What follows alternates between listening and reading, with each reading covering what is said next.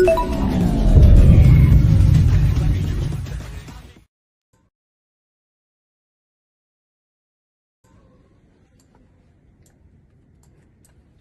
hey, sorry, didn't see you there. Dan from Crafty Comics. Do you like to collect a little bit of everything like I do? Well, here, we make frames and displays for people like you and me. It's 99% UV protected. Everything can be customized online with different backings and border colors. And for the listeners of Creators Outlet, you can save 5% with promo code CO5. We can't wait to CO5 what you display.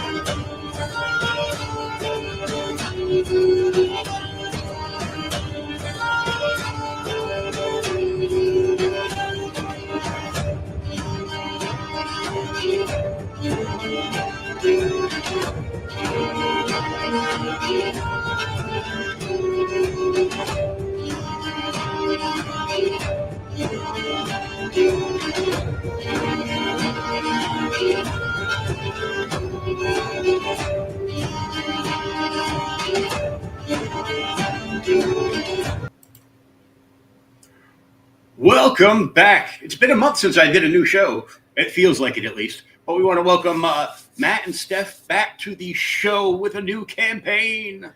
What's going on, man? Glad to see you. Glad that we are actually here on the show. Thank you for playing the campaign video for our Heirs of ISILDUR campaign with music from Eldvark on there. Always want to make sure you give them a shout out. And now I'm going to shut up and let somebody else over there say hi too, over there.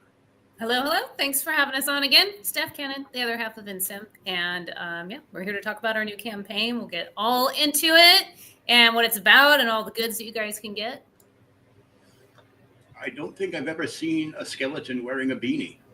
Well, she gets cold sometimes because she doesn't have, you know, any body fat. So that's Ethel. And she gets dressed up, you know, for the holidays, as one does. She does have a name. I mean, she's not just she. I said that's Ethel. Oh, I didn't hear you say Ethel. Okay, yeah. My bad.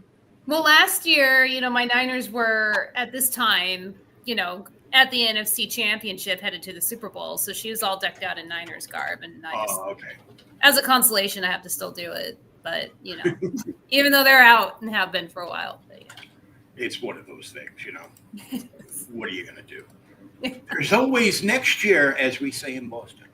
Oh yeah, I'm gonna keep saying that. I think, right, Matt? Same for you. Literally, my team owns the streak for the longest time not being in the conference championship game right now. So yeah, it's always next year. I know that feeling. But they swim in the ocean, so they're okay. Yeah, I guess. I mean, but then again, it's probably literally going to freeze over at this point, as cold as it is in Florida right now. Yeah. Yeah, they were saying the other day that the average temperature today was going to be 7 degrees around the country. Luckily, it was a little warmer than that. Yikes! That doesn't surprise me. Saying about my 30s, but that's pretty cold for us too. Oh, yeah. I'm used to it being in it all the time, so I'm like, you know, I'm out with a beanie, gloves, and a hoodie, and shorts. Of course. Can't feel my legs from the knees down, so it doesn't really matter to me. Hey, you know what though? I mean, hey, you know what? If that's a way to look at it. I mean, that's I guess a positive outlook. Unless it's windy, because then then you know, cutting through like knives. Oh yeah, it's like, oh, this is what it's like to have a kilt on a windy day in Scotland. Yeah. So tell us what's going on story-wise. When did the prior issue come out, and where did we leave off at? All right, so this is Heirs of Isildur, the Perilous Prospects, Book 4. This is the start of the final act of the Perilous Prospects story arc. In issue 3, we saw a lot of crazy twists to the story that basically took what you thought was going to be happening in the story and kind of turned it on its ear and changed up a lot of the dynamics. When we started the issue, there were certain people from Michael Isildur and his group that had been incarcerated because the constable of the town had taken over the town with his militia, and Michael Isildur had just come back from his supernatural sabbatical, where everybody was hoping he was going to go back to be able to help put his input into trying to help solve the problem that's going on in the town of Shadow's Haven, which is the apocalyptic event that they're hoping that these people that accidentally caused it are going to have a way to be able to solve it. So Michael came back. By the end of issue 3, the people that were incarcerated were a little bit different group of people than originally planned. The constable saw what was being inflicted on the town change up dramatically, and what the threat was had changed in a lot of ways to a more dire threat. Let's put it that way. When we start issue 4, the cool thing about it is that everything that is going to be a part of the final act, so to speak, all the mechanisms that need to be in place are all actually happening on page 1, whether you know it or not. They're all actually taking place at that point. Okay, cool. So we're super stoked about the campaign, super stoked about this issue, being able to finally get this thing out there. If you look at that cover image, you're going to say, well, that's some weird looking people on there. So you've actually got the motorbike that's on there is something that was confiscated from Michael Isildur's group. The militia that is taken over the town has now confiscated that. And then we have what's called a bugle horn, which is a big steampunk thing that's kind of like a megaphone. And they're driving around the town, giving out some instructions, some mandates to the people in the town. In the midst of the crazy stuff that's going on, you can see that there's some big weird-looking tree things in the background. Those things are lava trees. There's lava that is now spewing up out of the ground and turning into like trees and vines that are taking over the town. So that's what that image is about that's going on in the background there. Very cool. So you got 79 backers so far. Only 9 days to go because you're running a shorty. Yeah, we ran this one for 16 days. We've got multiple campaigns we want to run this year. We saw the way the end of 2024 was going. So instead of pushing and forcing ourselves into running a campaign at a time where involvement and returns and attention was going to be very limited, we pushed everything into 2025. We already know what our next 2 campaigns are going to be. We're actually launching one in March, launching one in May. By the end of this campaign, so by 9 days from now, we're going to announce what those 2 campaigns are. They're not for Heirs of Isildur. They're for 2 other titles. And then we'll come back to the final issue of this act. The finale for Heirs of Isildur is going to happen after that. We expect every one of those things to be happening early enough on in this year. And this is a pretty sizable issue. It's 44 pages, perfect bound. So, yeah, we want everything we do to for heirs to be able to display nicely on your shelf. And we started off doing perfect bound for all these issues. So we wanted to continue with that. So that way, if you have the whole set, you've got them all right there, be able to put on your bookshelf looking all nice and cool. And if you want some really nice stands, you can use the show code CO5 at the sponsor you saw earlier in the program. I've got a few. What's the stand? What is this? What are these stands you're talking about here? These stands are from bloody hell. Wrong button. They are from still the wrong button. Crafty Comics with an I, not a Y. And they give a discount of 5% for anybody that uses the code CO5. And they've got stands that fit anything. They could be tabletop stands, wall mountable.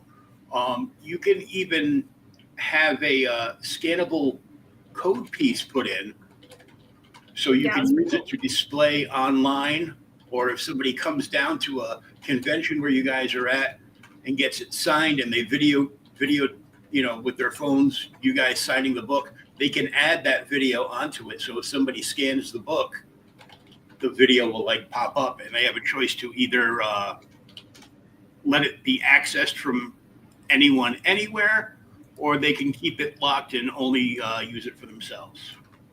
Nice. That's pretty cool. So Crafty Comics, you said? Yep. Cool. We might take a look at that because that sounds pretty cool. So look at that. You were able to go and pitch some Crafty Comics, pitch one of your sponsors. When we're on here, talk about reverse psychology, reverse engineering, reverse everything. Good stuff. I had to order. They make wall mount cases for the old Treasury editions. Oh. And now that they are facsimile printing the Treasury editions. Very nice. Dude, that's pretty cool. That's pretty cool. We'll definitely go up there and take a look. I'm going to pull that site up and see what they got. Because I have one of the old DC Shazam ones with the first Shazam on TV, Jackson Bostwick, signed my copy of him posing in the suit, turned just to the side so you can't tell what religion he is. Nice. It was a kid show after all. We don't want to get too much.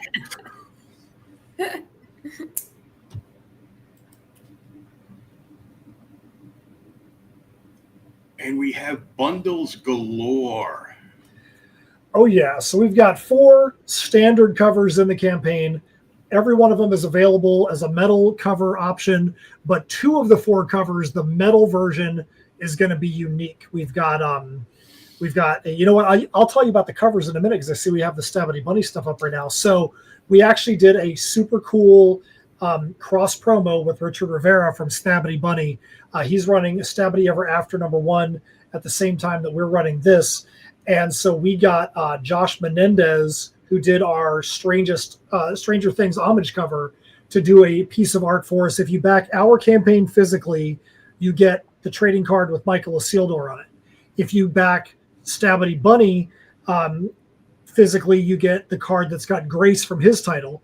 But if you back both campaigns physically, you also get the middle piece, which is the card that shows both Grace and Michael ISILDUR trying to stop Stabity Bunny from getting pulled through a rogue portal. And as you know, portals play a big part in the HEIRS story. They also play a big part in the Stabity Bunny story. And we wanted to make it a cool collectible, so it's all metal trading cards, so people are actually getting something that they're going to want to display, not just something that's going to get slipped into the back of a plastic bag or something like that and just never come back out. Maybe they can get a case from Crafty Comics and put it on the wall. You never know. Oh yeah. Nice. I've actually got a Stabity Bunny #1 limited edition homage cover done by Martin Dunn. Okay. Okay. Yep. And it was a homage to Incredible Hulk #1. So okay, yeah. I do remember that one. I know I've seen that one. Richard Lee, he does a lot of the homage covers, and he's got a lot over his campaign right now that's running simultaneously with ours, but his goes a little bit longer than ours does. So if you want to get that cool metal card trio, you got to head on over to his campaign and ours and back both of them at the physical level. And not to go back to Crafty Comics, but they also make card displays. Oh, that's cool. Oh, that's awesome. That's good to know, actually, because that is good to know.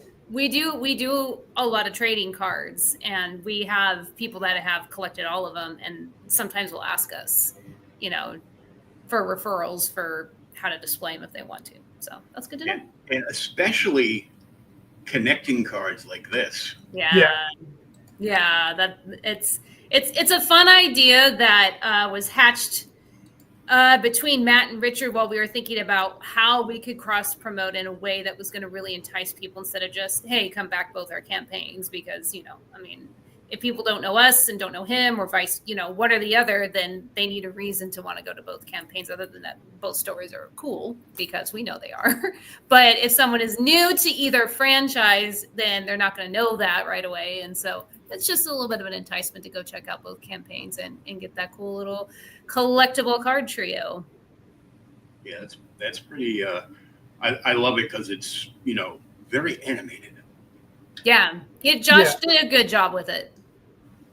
Yeah, Josh did a good job, and we really, when Richard and I were putting the idea together, it was funny because what I thought the idea was going to be quite different, because we have another cross promo that we're going to do for a later campaign this year.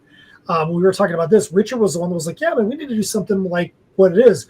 You back our campaign, get one piece, back his campaign, get another piece, and then back both and get the middle." And I said, "Well, man, if we do this, the middle card has got to be the best card. It's got to be the card that everybody's going to want." And when you see that crazy portal, and you've got the bunny from Stabity Bunny in the middle, which is an icon that makes people stop in their tracks when you're at live shows. We've seen it happen thousands of times. We're like, we got to have the bunny in the middle card so that way people are enticed to want to go and do that. Yeah, you got to have, the reason for the cross promotion is right there in the middle. So Yep. So I see you there on the covers. So you said we do have 4 main covers for this one. That is the cover you see in the header image. It's called Heed the Call. You've got some people from the Shadow's Haven Militia, which is Horatio Alomar and Augustus Obergarten are the 2 main guys that are in there, which people may say, well, that's kind of odd. You've got secondary characters on your cover. That image is so cool that kind of forced its way into the forefront to be the #1 cover. I mean, the cover kind of did that to itself. We really didn't have any say-so in it. It made itself be the A cover for us. It demanded it of us. It kept screaming it through that funky horn. Through the bugle horn, that's right. You're right. You got that exactly right.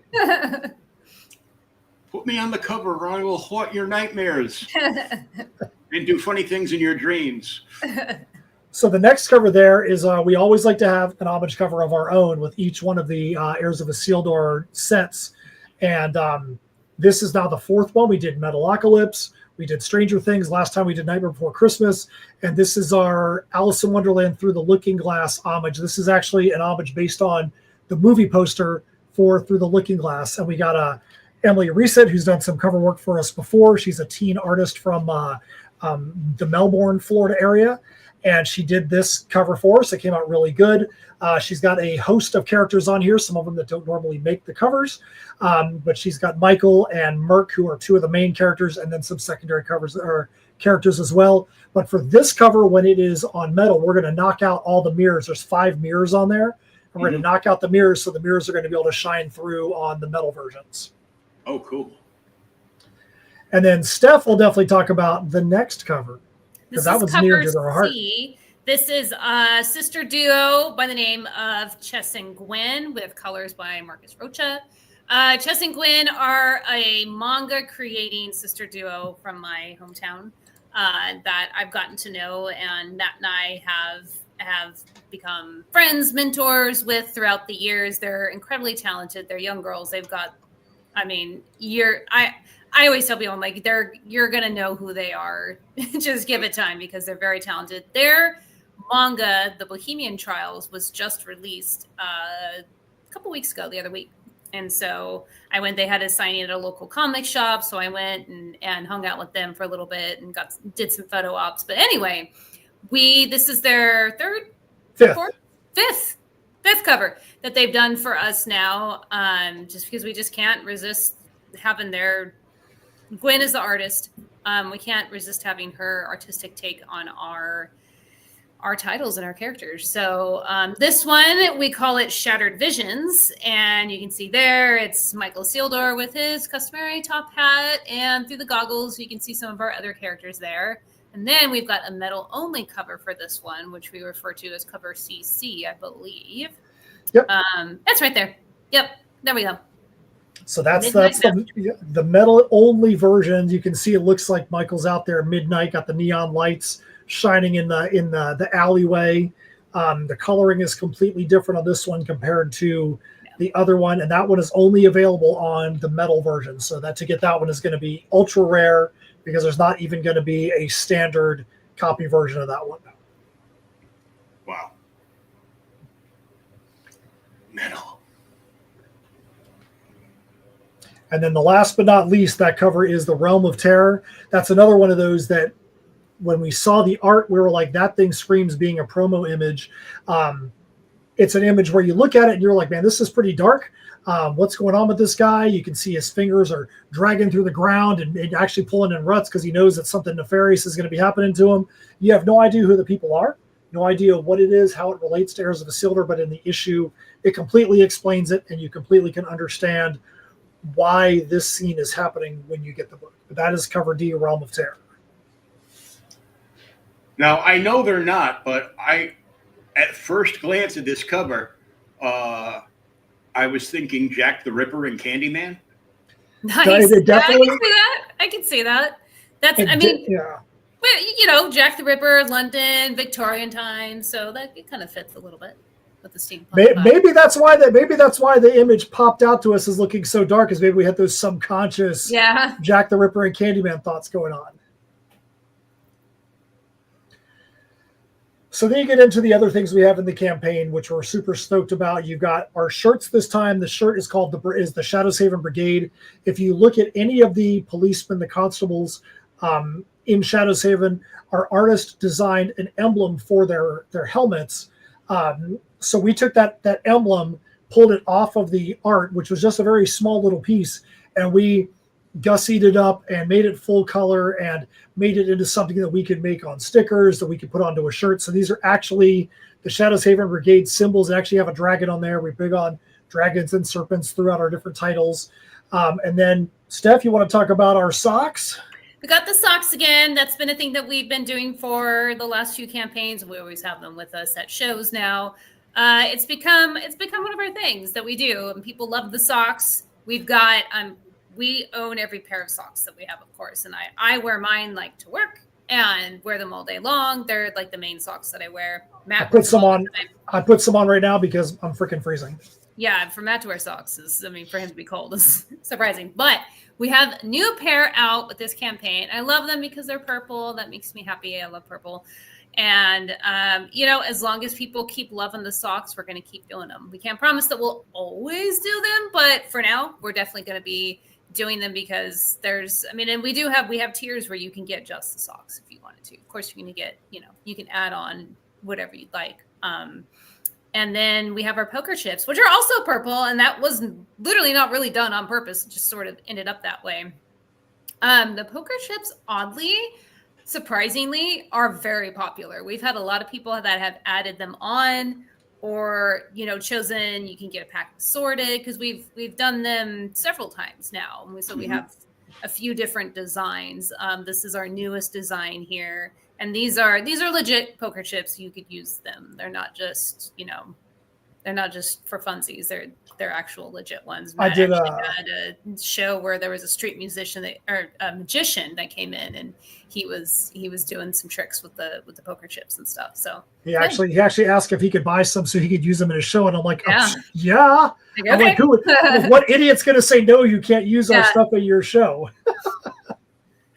Just don't try to use them at the casino. I will tell you this, though. I will tell you this.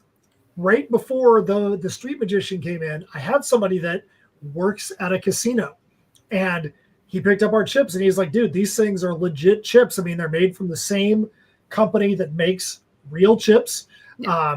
There's two different kinds. You have like the composite, and you've got like the ceramic. So they're not the ceramic ones. They're the composite ones. But they literally are made at the same place. So they're legitimate chips that just have our logos on there. So you're right. No cash value unless you decide to put one on it when you have your little game night with your buddies. Yeah. Mm-hmm. No paying anybody off with an Heirs of Isildur marker. Right. I mean, you could. You try. I'm not sure how far you'd get. It could open up a whole new wormhole. Yeah. That's right. That's exactly right. And like Steph said, we've got right there's the add-ons.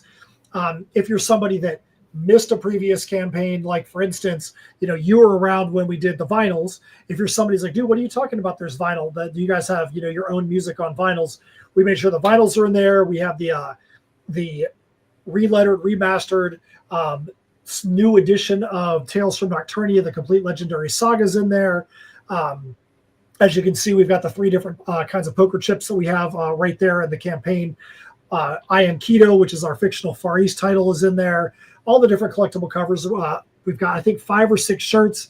There's a half a dozen different variations on our socks in there. We try to make sure that if you're somebody that's just happening upon what we're doing now, that you're not going to feel left out. You can get yourself involved into the InSymmetry Creations Heirs of Isildur world as limited or as deeply as you want. Go deep. You're going to love the socks. We're in a Colts fan. Come on. That's exactly right. And so a couple of things we did at the bottom of this campaign, we tell people where we're at in the story. But as you saw earlier, we wanted to make sure that we catered this campaign to the person who has never seen or heard of us before.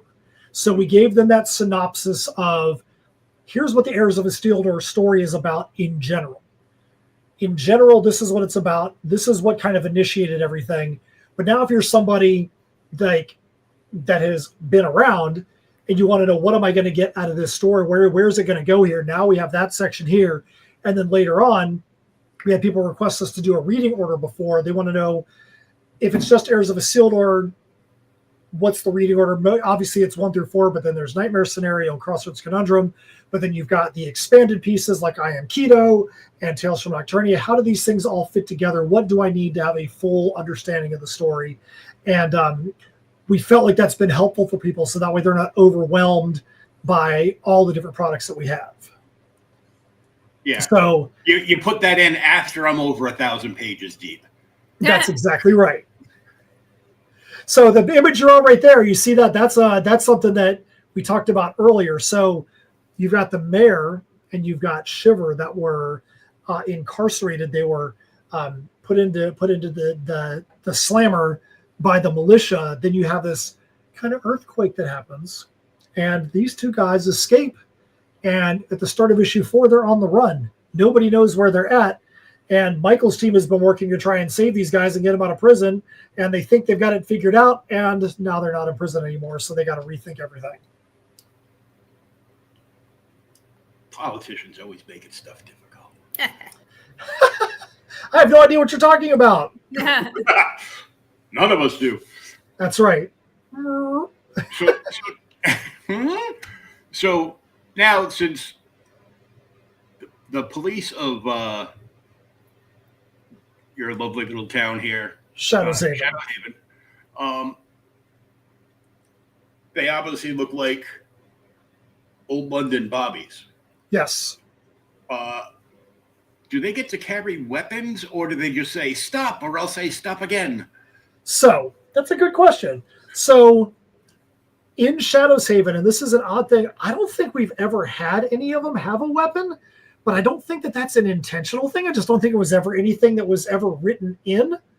So we didn't need a weapon. I mean, that's an interesting thing. I mean, I don't think there's any guns in the story. One of the things too about Shadowhaven is it's always been, up until this point, a peaceful place. And so it doesn't take much for this group to become kind of like a militia and overtake the citizens, because they're just not prepared. They just don't even know how to defend themselves.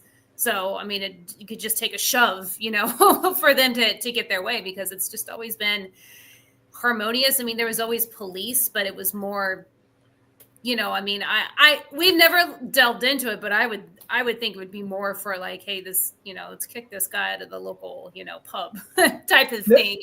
They don't get a lot of robberies or theft or, and the thing about that too, to build on that, in the history and the lore of Shadowhaven, there were some things that happened many, many decades ago where there was some pretty crazy stuff that happened. Let's just say that people found themselves on the end of pitchforks and different things like that. There was a pretty insane massacre that happened back many, many decades ago that so troubled the town that they went to the opposite end of the spectrum to rewrite history and to rewrite everything about the way that the culture operated, because they never wanted to go back to that again. In doing that, they may have caused some of their own problems because they went so far to changing historical books, changing practices, and working so hard to never have that happen again, that they created their own other problems. So that's a good question. I don't think anybody's ever asked us if we ever had weapons like that. We don't, but that's just probably because of what we just said. That's interesting. That was all spurned on by like a line from Robin Williams from many years ago. In the UK, they don't have guns. They just say, stop, or I'll say stop again. Yeah, I was just going to compare them to the Brits and be like, it's not like here where they're, They don't have gun violence. No, they have knife violence. Yeah. Yeah. And Shadow's Haven definitely is known for its pitchfork violence, for sure. Yeah. No Yeah, that is true. Pitchforks in paradise. I'd like to say that I would like to think that they have batons that they could use if they absolutely needed to, but they just haven't yet. Everything is in such chaos that these citizens, they're so preoccupied by these portals in the skies and ground shaking that they're pretty easy to bully. Yeah. Now you're going to make me have to go back and look through the art and be like, do we show a weapon here? Do they have batons? Like somewhere there's some batons that also. I think there's some batons in here, but I don't think we've ever seen anybody. I would say this. I don't think. Okay, let me see how to word this. I don't think we've ever seen that type of police violence in the issues. And I think subconsciously it's probably because we want people to have some form of connection to who the policeman is, to the people in the Shadow Saver Brigade are. And when the Perilous Prospects was first being put together, this was just after a time where the respect and the appreciation for police in the U.S. was at an all-time low because of real-world events, let's put it that way. Mm-hmm. And I think we probably didn't want to tap into those kind of feelings. And I think we wanted to make sure, because at the beginning of issue 1, the constable you see right here is just a normal guy.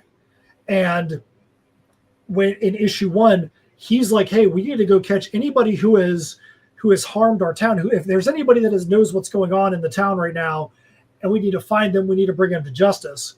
And his cause seemed like it was noble. He's just gotten completely out of control. We wanted that to be kind of organic through the steps of the issues and through the story arc. You gained your own feeling about who he was and what he was doing, not kind of literally and figuratively beating people over the head with it. He policeman, he bad kind of thing. Yeah, kind of like going to the dark side because they have cookies. Ha!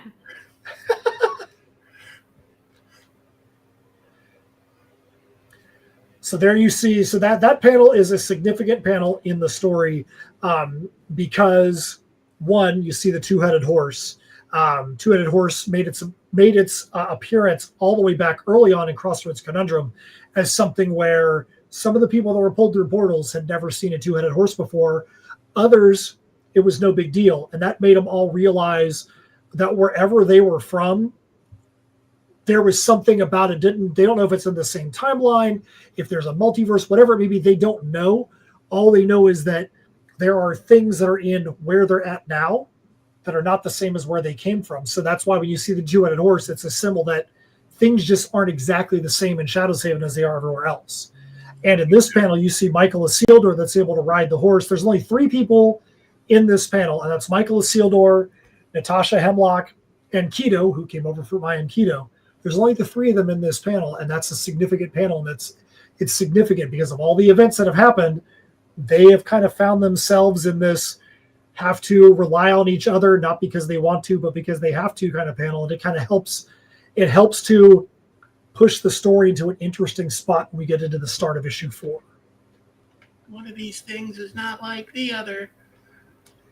So there's that reading order that he was mentioning earlier. So that includes everything, including the spinoffs that we've done, and different ways. It's kind of like how there's the method of how you can watch the Star Wars movies. If you want to hear the story this way, start with these movies and go on. And we kind of did that as well, and just showed you, if you just want the bare bones, just the current story arc, we've got that for you. If you want everything in the whole world and universe and the spinoffs, we've got that option for you too. So And one of the things I think the most interesting part of the way the reading order fits together is if you're somebody that wanted to pick up I Am Keto, which is Keto's backstory, basically his prequel, talking about the Yamart Empire and the tragic tale of that empire's ultimate demise, everything that happened with him before he came through a portal. He comes into the HEIRS story in the middle of issue 1, but you don't really need to read that during issue 1. We designed that to be read after issue 2, so you can read I Am Keto after issue 1. You can read it after issue 2, but you definitely want to read it before issue 3, because what we did, without going into too much detail, we made sure that the things and the experiences you see in Keto really do play a part in this issue, or in this storyline, only because Keto is able to bring some intelligence to the group that they would not have had without him, and without you being able to see what his backstory was and all the things that he went through. Him being able to bring that information and give it to the group completely changes the entire way that they approach the situation. And so that's why making sure to read it, you like in issue 3, you'll see little touches of what he's talking about, but to really get a full understanding of how brutal and how real it was, getting that I Am Keto graphic novel one shot helps you to be able to put all those pieces together with the right flavor. Kind of like if somebody was to offer you pulpless orange juice is kind of like one reading order, but then if you want that meaty, juicy, chewy orange juice, then you want to put that I Am Keto in there as well. You get that big, flavorful version of the storyline. Not quite. I think Steph and I would prefer to skip the chewy orange juice. Yeah, I would rather not chew liquid. You guys listening are probably like, what the heck are these people talking about? We were talking about orange juice before we came on live, so I had to find a way to bring that conversation back. The only way an orange juice should be chewy is if you're actually eating the orange. That's the only way it's acceptable. Otherwise, no. Well, but what if you just say that the pulpy orange juice is just like you just got like some really, really squished up oranges? Just think about it that way. Yeah, without the rind. Ugh. Then my paper bag would be all wet.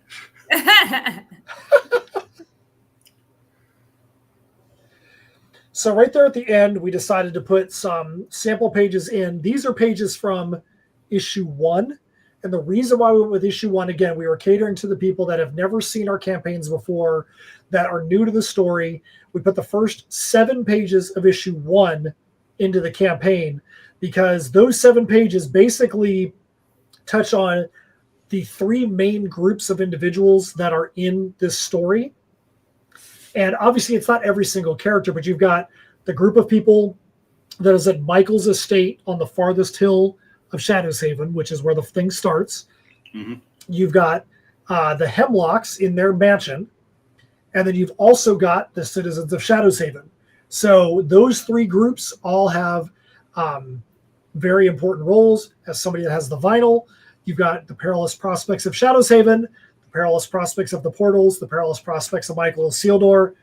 All 3 of those things kind of relate to these 3 sets of pages, these 3 sets of groups. So it was a great place to start. Now, within a couple of days, we have a couple of silent, goals that Steph and I want to get to before we get to our minimum funding level. Once we get to one of those silent goals, we're going to release the first 2 full pages of issue 4. We're going to put that into a campaign update so that way, again, if you're somebody that is new to this, you don't want to see those pages because you don't want to be spoiled. You don't have to. But we'll make sure we get that into a campaign update as soon as we can reach one of those benchmarks. Oh, yes.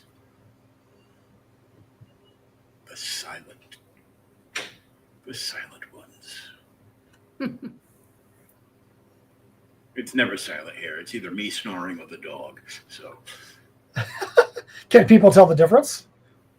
Yeah. Or do they can tell if it's you or the dog that's snoring, one or the other? Oh yeah. I sound like a freight train.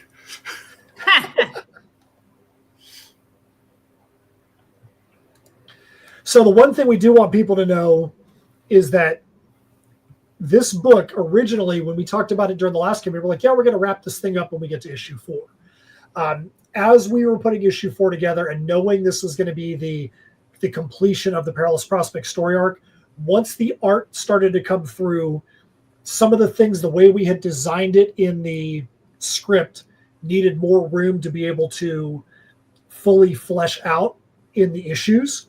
Mm-hmm. So we continued on with the art as if it was just going to be one issue. And when we got to the end, we're like, okay, this is actually 2 issues here. There's no way this is one issue. So if you're a fan and you're like, well, am I going to have to wait another year to be able to get another, 44-page issue? No, you're not. We are almost done with the finale issue as well. And that's one of the campaigns we expect to have out and ready to go by the end of this year. So you're going to be able to get the fullness of the Perilous Prospect story arc in 2025. We hope to not only run the campaign, but also have it shipped in this year as well, along with the 2 other things that we're going to be launching this year as well, which are going to be super, super awesome. It's a mystery, so you'll find out soon enough. It's a mystery, but won't be a mystery for long because we're going to have to. We're going to be letting people know. Going to let the cat out of the bag. That's right. Or the Kyoto out of the bag. Who knows? You never know. You never know. We'll say this. We'll give you a hint. How's that? So the first campaign that we're going to run is for something that should have come out in a different form a little while ago, but because of forces outside of our control, didn't happen. So we now have control back over it, and we have added some stuff to it. And let's just say that in March, there's definitely going to be some shenanigans afoot, and we're going to have fun with that. And in May, we've said this before, so, it's like we're giving it away. But when we did Keto, we said that the I Am Keto one-shot was going to be the end of Keto's storyline in the Armored Empire. We never said that was going to be the only time that we were going to step foot into that universe. And so, yeah, in May, maybe that's where you might see us back. So you'll find out soon.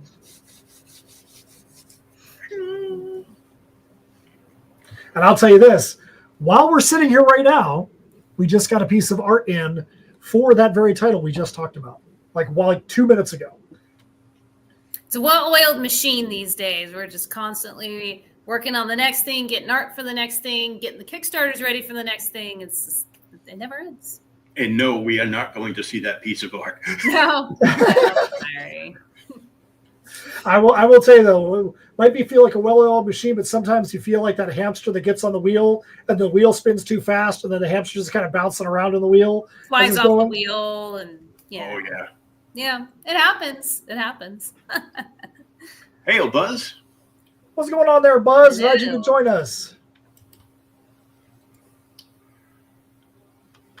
So,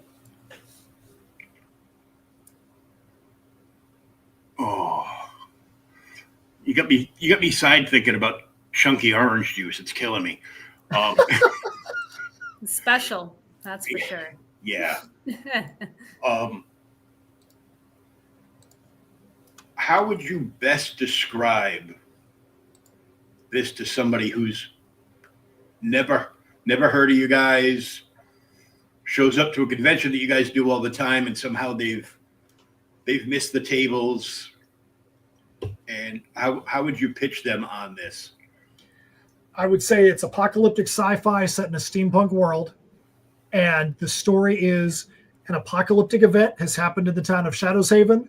The only way to stop it might be through those who accidentally caused it. That is what the pitch at the top level is. When you drill down to a character level, we all feel like every person, no matter who they are, feels like they don't fit in and they don't belong somewhere. There's not any person that feels like they fit into every aspect of their lives.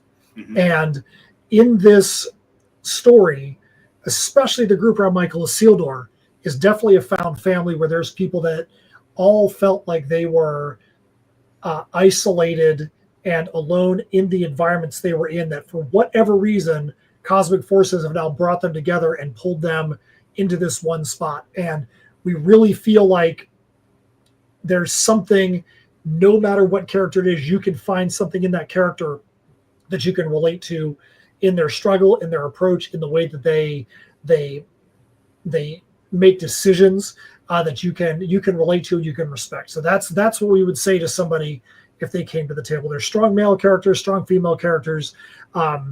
Everybody is trying to do good, but it just matters what angle you look at that character from as to how good or how bad they are. Now, it doesn't mean there's not characters that are absolute pieces of crap in this story, because there's definitely some that you're just like, I want to hate that person and I want to see terrible things happen to them. You gotta have that aspect, because not everybody is going to, always have the best in mind. Even the worst character is going to have a couple of small moments where they do good things, but there's not good reasons behind it. So our catchphrase is that we like to create characters you can relate to and universes you want to escape into. So that sums up pretty much everything that he just said. Right now, I think we all want to escape to someplace a little bit warmer. Yeah. Yeah. It's probably not Shadow's Haven, but. Yeah. Shadow's Haven was designed on Austria and Switzerland and around Krampus Festival. Whenever you see those kind of pictures and times, that's basically the kind of environment that was the inspiration for it. Very good. So do you guys have a running list of conventions that you might be attending this year? Right now, the only ones that we can say with absolute confidence are the Spookala shows.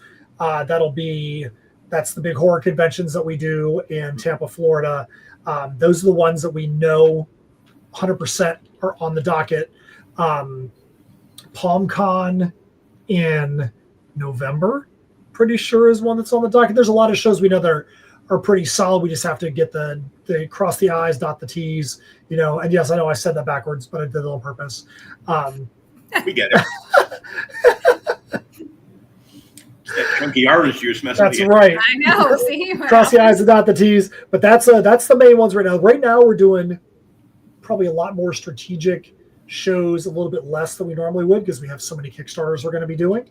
And we're going to kind of go from there. We have a lot of shows we want to be at, but we'll see if they make sense within the schedule.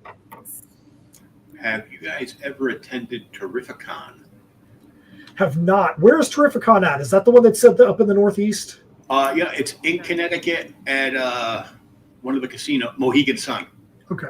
I've heard a lot of good things about Terrificon. For years, I've heard people talk a lot of good about Terrificon, but that's definitely not one that we've been to, but we'd go anywhere if it makes sense. I will probably be attending this year for the first time. So awesome.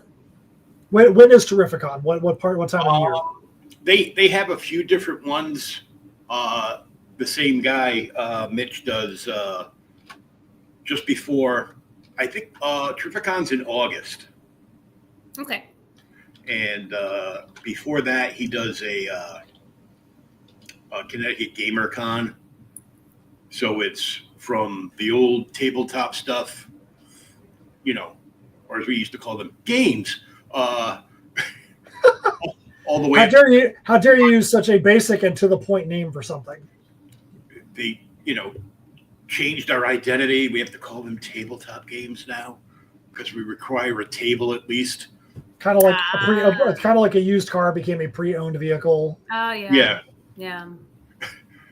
Hey, I prefer to buy a used car because pre-owned vehicles are always overpriced. Yeah.